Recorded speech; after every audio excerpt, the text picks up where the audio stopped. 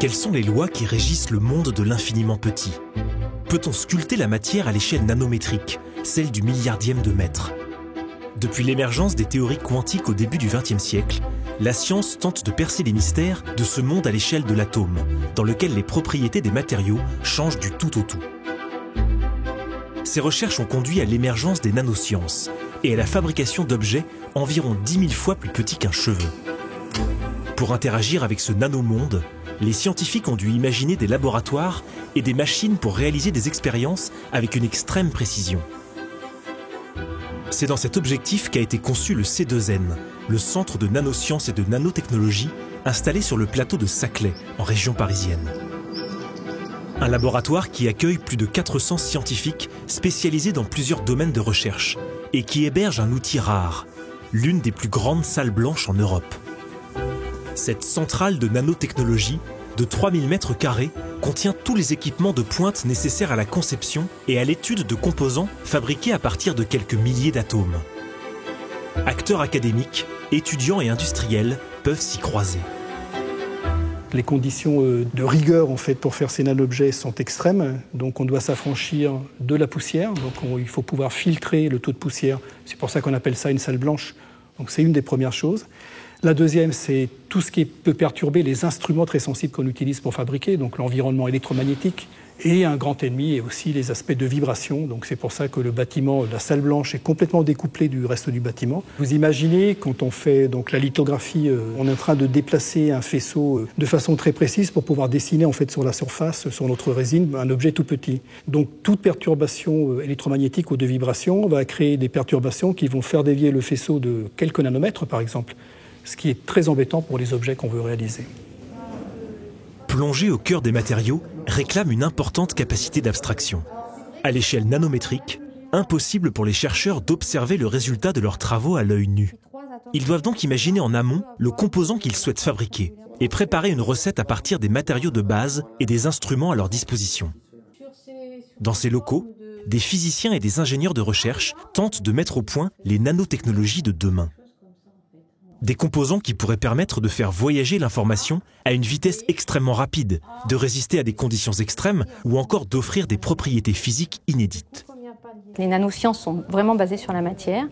La matière à l'échelle macroscopique, donc visible, aura certaines propriétés et lorsqu'on réduit la taille ou la forme en fait de ces nano-objets, on va obtenir de nouvelles propriétés. Donc c'est ça qu'on essaye d'investiguer dans les nanosciences. Alors il y a des propriétés qu'on découvre, justement parce qu'on sculpte ces matériaux et on les caractérise. Et puis il y a des propriétés que l'on recherche. Et notamment, par exemple, une des études qu'on mène dans notre équipe, c'est qu'on essaie de faire croître les cristaux à l'échelle nanométrique pour leur faire obtenir des propriétés optiques, donc d'émission de lumière, qu'ils n'ont pas dans une autre structure. Pour assembler et sculpter ces nouveaux matériaux qui pourraient entrer dans la composition de futurs lasers, les chercheurs vont pouvoir compter sur l'ensemble des outils présents en salle blanche. Les paramètres environnementaux sont ici contrôlés en permanence, de même que les accès. Ces recherches peuvent en effet revêtir un caractère sensible, tant en termes d'enjeux industriels que scientifiques. C'est dans ces salles que les chercheurs assemblent la matière à partir de matériaux tels que ceux utilisés pour la microélectronique, le silicium, l'arsenic, le gallium. Ces machines, appelées bâtis de croissance, permettent de créer des structures planes ou en volume à partir d'atomes pulvérisés sur des surfaces. À l'intérieur de ces équipements règne un vide et une propreté absolue. Dans cette machine ici, on va faire des dépôts, c'est-à-dire qu'on va faire croître nos cristaux, atome par atome finalement. C'est une machine qui est sous vide. On rentre l'échantillon ici dans un sas et puis on va l'amener donc toujours sous ultravide pour éviter toute contamination du substrat. On va l'amener dans notre gamelle qui est là-bas. Et dans cette gamelle, on va venir injecter les gaz. Comme le substrat va être chauffé, les gaz vont craquer au niveau de la surface du substrat et les atomes vont venir se coller, s'absorber à la surface pour en fait venir créer des couches les unes après les autres. Si de longs mois sont souvent nécessaires pour atteindre le vide propice à la bonne réalisation de la recette, la fabrication du composant ne prend que quelques heures. Mais comment observer le résultat de cette croissance de matière? Contrairement à la plupart des laboratoires spécialisés dans les nanosciences, le C2N offre aux chercheurs la possibilité de transporter leurs échantillons à travers les différentes étapes de leur élaboration au sein d'un même lieu. Dans ces salles, des microscopes électroniques permettent d'observer les composants qui ont été sculptés. Ces images, prises à intervalles réguliers, permettent d'observer la croissance de ces nouveaux matériaux sur le substrat. Lentement, les couches se superposent pour former de nouvelles structures qui pourront par la suite être façonnées et entrer dans la composition de nouveaux objets, cette fois visibles à l'œil nu. Ces études encore expérimentales dessinent pourtant peu à peu les ordinateurs et les outils de communication de demain. Il y a une synergie complète entre ce qui est la technologie, donc l'instrumentation, et la science. Quand on est en salle blanche, le métier de l'ingénieur et du chercheur, quand on est en train de faire des choses, sont quasiment les mêmes, mais les motivations ne sont pas les mêmes. Et donc le scientifique va pousser le développement des technologies, et les technologies, grâce à avoir des instruments de plus en plus précis, etc., va en contrepartie faire avancer les sciences beaucoup plus rapidement. Pouvoir fabriquer des instruments qui sont de plus en plus précis permet de vérifier des lois qu'on ne pouvait pas vérifier avant, ou de les contredire, de voir des choses donc au niveau expérimental qui vont à l'encontre de ce qu'on pouvait penser. Si les outils du C2N permettent de mettre à l'épreuve les théories quantiques et d'observer les propriétés physiques des matériaux à l'échelle nanométrique, ils sont également utilisés dans des recherches appliquées aux enjeux très divers. Une équipe s'intéresse ainsi à l'usage des nanotechnologies dans des applications médicales. Depuis plusieurs années, ces chercheurs tentent d'apporter une réponse innovante pour des patients atteints d'insuffisance respiratoire. L'objectif ? Développer un dispositif capable de fonctionner comme un véritable poumon artificiel. Cette équipe a dû concevoir en salle blanche une surface capable de simuler le parcours du sang humain à travers nos alvéoles pulmonaires.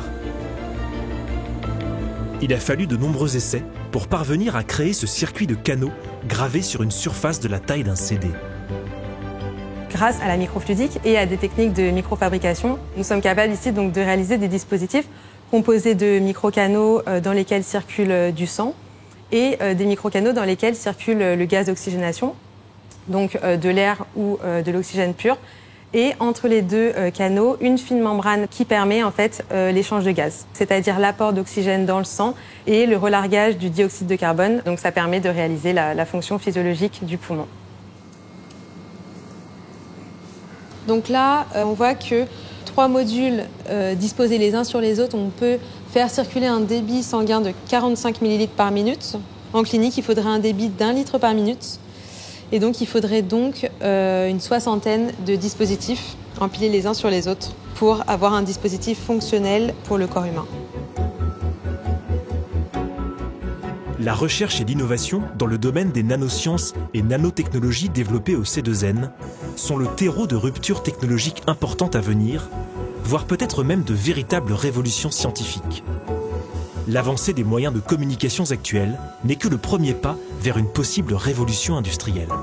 Il y a plein de matériaux qu'on ne connaît pas encore, plein de configurations de synthèse de matériaux. Si on s'en réfère en fait à la structure atomique, il va y avoir plein de structures différentes empilées les unes sur les autres qu'on ne pouvait pas synthétiser autrefois, qu'on va être capable de synthétiser. C'est un nouveau monde, enfin il y a plein de choses à explorer.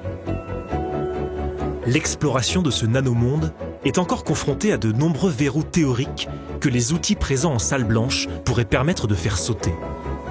Il appartient également d'ouvrir ces études à de jeunes chercheurs, en développant notamment la plateforme de formation actuellement en place au C2N. Ce sont peut-être eux qui dessineront les contours du monde de demain en manipulant cet infiniment petit, infiniment prometteur.